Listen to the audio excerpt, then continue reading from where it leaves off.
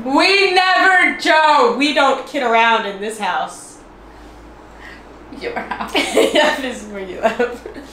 Hello! We are back and super excited really about everything that's going on right now.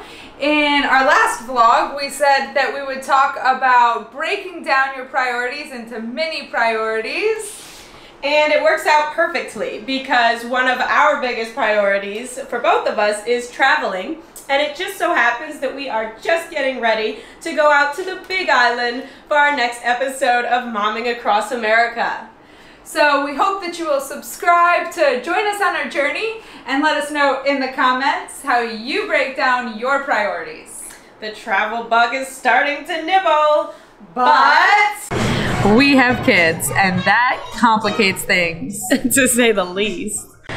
So we're going to visit some of our reasons for traveling and break those priorities down a little bit. Are we traveling for QT with the husbands, or for an adventure, or growth, or for self-care? We're going to look at these different priorities and put them into two buckets. Our traveling with kids bucket and our traveling without kids bucket. These are our buckets. Yours might be super different based on your kids, babysitting, etc., but these are ours. The first bucket is the traveling with kids bucket. If you're interested in talking to and getting to know people from other cultures, then traveling with kids can be a really helpful asset. So I absolutely love talking to different people from around the United States and from around the world about their lives, about their cultures, and I've had so many wonderful conversations that I wouldn't have had if I didn't have my son Biko with me.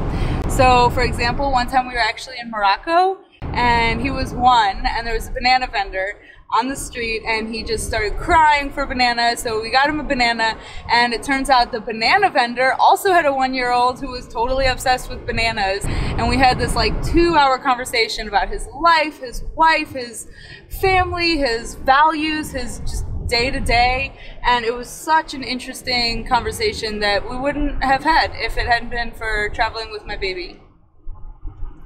So the next thing in our traveling with kids bucket is if you want to grow as a family.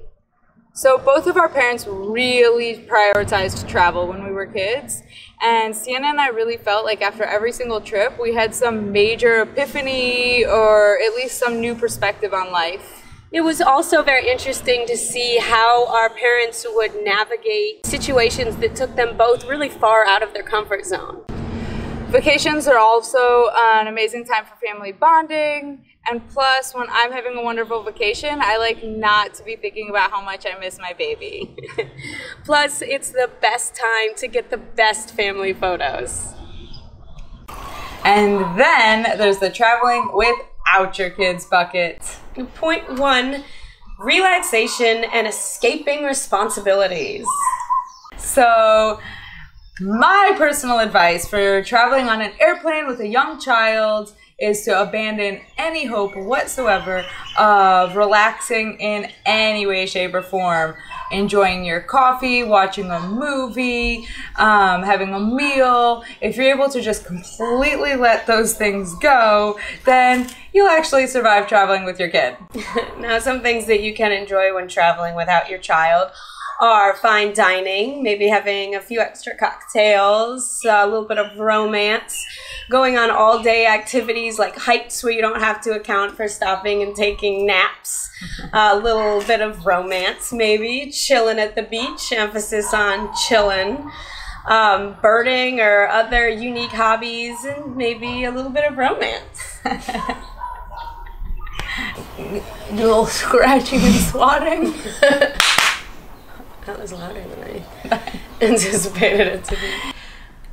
So this is the way that we break down our reasons for traveling so that we can just totally embrace what it is that we're able to do and let go of whatever it is that we just can't do this time.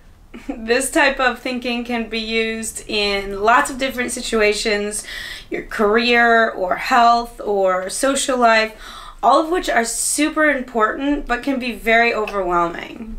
Thank you for watching. Are you having crust for lunch? With cheese and spinach. That's called a quiche, Mom. I know. It's delicious. There you go.